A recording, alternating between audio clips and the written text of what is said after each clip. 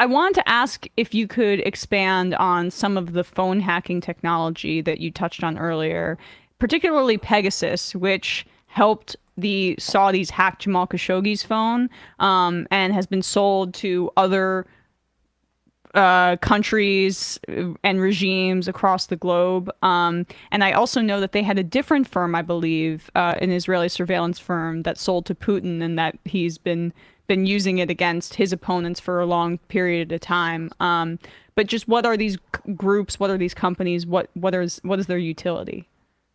So yeah, Israel has become notoriously, as you said before, um, some of the most known, infamous spyware companies in the world. Pegasus is the most famous by a company called NSO Group. And it's important for viewers to know that most of these defense companies, their genesis is from men and women who have come from the Israeli military, often the intelligence, the so-called Unit 8200, which is like the NSA essentially in the US.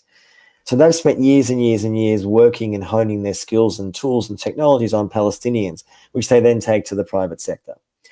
Pegasus is infamous. As you said, it's been used by, we don't really know the number, but no doubt dozens and dozens and dozens. Saudi Arabia, Mexico, would you believe, is the biggest user of Pegasus in the world, not just in the past, but still today under its nominally left-wing government there. It's remarkable. Like, you see, countries become obsessed with this technology. You want to listen to your enemies, your dissidents, your human rights activists, your journalists, your political opponents. It's so easy, not that expensive for a state to buy. And there are lots of other companies that are existing. The one you mentioned with Putin is Celebrite, which is not as known, but is still just as effective. Again, developed by people who used to work in the Israeli intelligence services. Celebrite operates in basically virtually every US government department, would you believe? It's used by Putin's Russia, it's used by China in China, but also in Hong Kong, Belarus, lots and lots of regimes around the world, in Australia, my country. And its most known use is a police department wants to hack into a person's phone who's a suspect, and Celebrite allows them to, hack into an iPhone essentially. And look, there are times obviously where an individual may be doing horrible things, alleged pedophilia, and frankly, I don't think by definition these tools are immoral. By definition, the problem is that all these all these tools and technologies bleed into various other parts of society. They don't stay where they're designed. NSO claims it's only used to go after terrorists and pedophiles. What's nonsense? It ends up being used by regime after regime after regime to go after their enemies. Like, this is how it works. And at the moment, there's no real regulation in anywhere in the world because no country wants to regulate it, right? Because every country wants access to this technology, including the US. A few years ago, the US administration, when Biden came in, put a censor on NSO Group, which on the face of it seemed great. They were said to be abusing human rights, and the US pledged to crack down on this. Well, two problems with that. One, the US government is still using it. Oops, so there's that problem. And secondly, I saw this very much, not so much that the US is against spyware. The US doesn't want its own industry to be challenged. This is the problem that more and more countries face, that Israeli spyware particularly is now some of the most dominant in the world.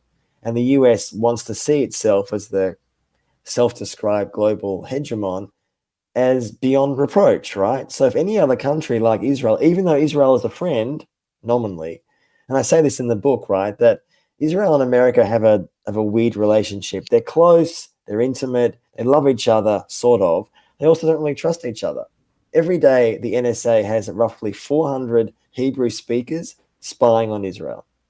Every day. And I can assure you that works both ways. So they're friends, but they don't trust each other. This is how it works. And that's important for people to understand, because there's so much debate which you hear constantly in the US is Israel's our closest ally. We have shared values.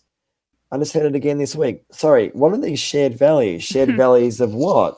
backing occupation or apartheid? Like, what is that shared value? I mean, that's what it is, right? But so spyware has become intimately connected to Israel's dominance in this industry around the world. How much of it too is the fact that this spyware is so widely sold to a variety of different countries? How much of that is designed to make prevent Israel from making themselves pariahs because they have their kind of finger in every pot, so to speak? It's a big factor. Two reasons for that. One, I see so much of this technology being exported almost as an insurance policy, that Israel's aware that many countries don't like what it's doing in Palestine, but they believe, and history would suggest with some justification, that sure, a nation might put out a terse press release if there's more settlements in the West Bank, but they're desperate for Israeli technology, for spyware. So that's part of it. And I think also there's this idea somehow that Israel is, you said before, not so much beyond reproach, but is able to, I mean, it's important viewers understand, these Israeli companies like NSO Group are only private in name only. They're essentially arms of the state. So when Netanyahu and the Mossad in the last 10 years has often gone to nations they want to befriend, Saudi, UAE, Rwanda, and I track this in the book, 3 months, 6 months, 12 months after Netanyahu visits country X or vice versa, they're using NSO Group's Pegasus. That's not accidental. That's how you make friends, right? I mean, they're transactional friendship. I don't think it's particularly, I wouldn't say as much love there, but there's a transactional nature to it, right? So, and of course, because these companies are essentially arms of the state, Israel therefore has intelligence access to all the information that's coming in through these tools. So when they're selling it to India or Saudi or UAE or whoever it may be, Israel's listening. And the US, of course, listens to the NSA as well, right? But this is Yeah. how it works. This is my last question because I know we have to let you go, but I mean, like, we saw this report out of The Intercept a few weeks ago. I believe Ken Klippenstein broke it, how there was U.S. intelligence showing that Israel was considering bombing Iran, and that the United States didn't have a good handle on what those plans entailed. Thankfully, someone leaked this to Ken, so that does a good job of squashing it to a degree. But like, they're rogue at this point, and yet they have completely unconditional funding from my country, and it just.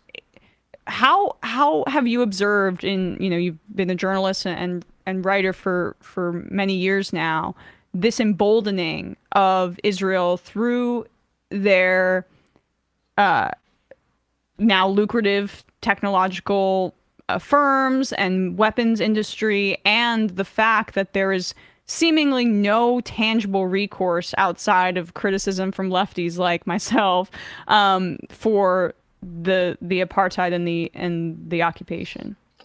I mean, the one word is impunity. Israel has impunity to do what it wants. It has for decades. I mean, the sort of slight element of hope here, because I'd like to leave it with a bit of hope, is, as I said, public opinion actually is shifting.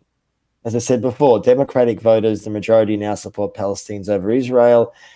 In the Jewish community in America particularly, there is an absolutely, really, to me, necessary civil war going on. It's a non-violent civil war within the Jewish community. That is vital. It's mostly young versus old. It's a bit more complicated than that. But in short, younger Jews much more critical, older Jews much more supportive of Israel, pushing their community and their so-called leadership to not give carte blanche to Israel. And if that relationship breaks or is severed or is challenged, Israel has a problem. And of course, there's obviously a growing, I think, willingness and openness in the American media to have Palestinians on, to hear a Palestinian voice.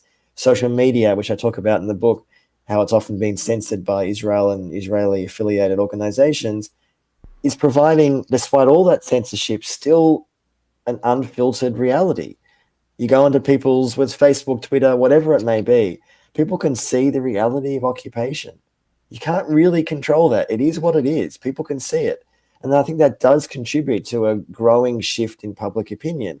Like with apartheid South Africa, without outside pressure, This won't change.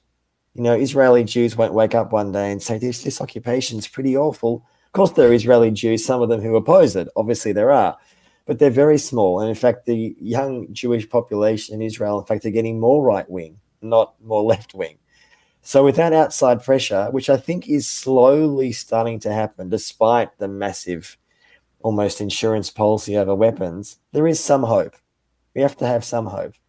Well, I appreciate that note leaving off there. I could use it. Antony Loewenstein, the author of the book The Palestine Laboratory: How Israel Exports the Technology of Occupation Around the World. We will put a link to your book in the description on YouTube, podcast, and at majority.fm. I would encourage everybody to check it out.